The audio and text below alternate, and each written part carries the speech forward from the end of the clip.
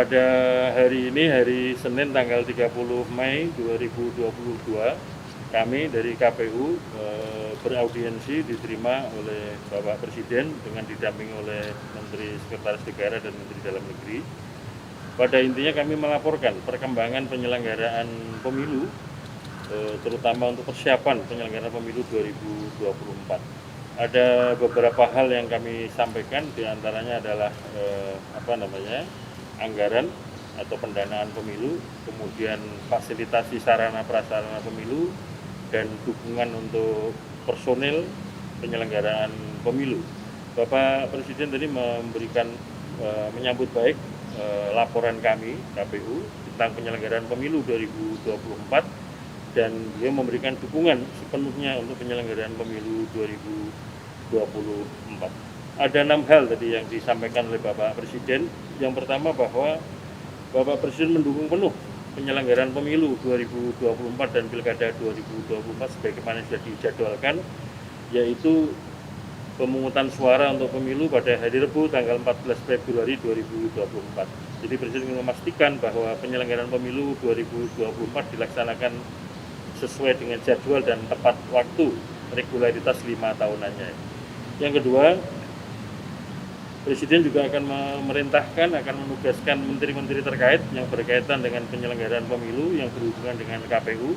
Di antara ada Menteri Dalam Negeri, Menteri Hukum dan HAM, Menteri Keuangan, Menteri Luar Negeri, Menteri Kesehatan, Panglima TNI, Kapolri, Kejaksaan Agung, yang semuanya akan ditugaskan oleh Presiden memberikan dukungan sepenuhnya kepada KPU, terutama untuk dukungan anggaran dan juga personil dan juga logistik kepemiluan.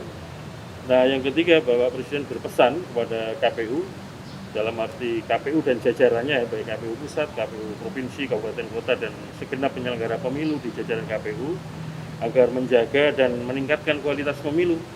Di antaranya indikator-indikatornya adalah meningkatnya partisipasi pemilih yang terlibat dalam pemilu, kemudian meningkatnya kualitas pendidikan pemilih, dan kemudian meningkatnya kualitas tata kelola kepemiluan di lingkungan KPU.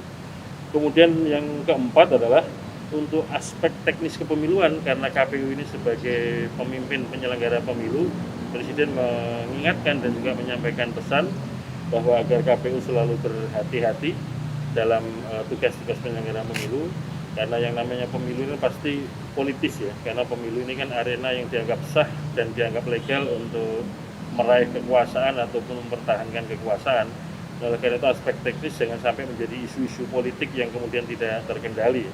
Di antaranya seperti topik tentang pendaftaran pemilih, kemudian tentang tata kerja penyelenggaraan pemilu, dan juga proses-proses pemungutan penghitungan suara sampai dengan rekapitulasi dan penetapan hasil pemilu secara nasional, supaya kemudian ada efisien, profesional, efektif, dan akuntabel dan transparan. Kemudian topik yang kelima soal kampanye. Jadi Pak Presiden sebagaimana KPU juga sudah punya pandangan yang kira-kira hampir sama ya, bahwa sebisa mungkin kampanye ini dipersingkat supaya efisien dan juga tidak menimbulkan problem pembelahan masyarakat yang berlama-lama ya.